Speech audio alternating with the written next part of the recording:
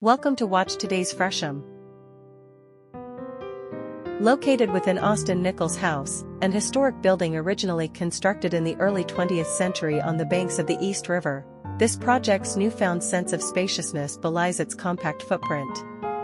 Boasting heritage features, high ceilings, and views directly over the water to Manhattan, this small studio space held great potential.